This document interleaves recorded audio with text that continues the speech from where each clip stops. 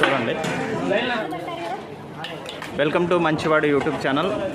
ఇప్పుడు ప్రస్తుతం నేను గుంటూరు జీజీహెచ్ గవర్నమెంట్ ప్రభుత్వ ఆసుపత్రిలో ఉన్నాను. సో ఇక్కడ హాస్పిటల్కి వచ్చిన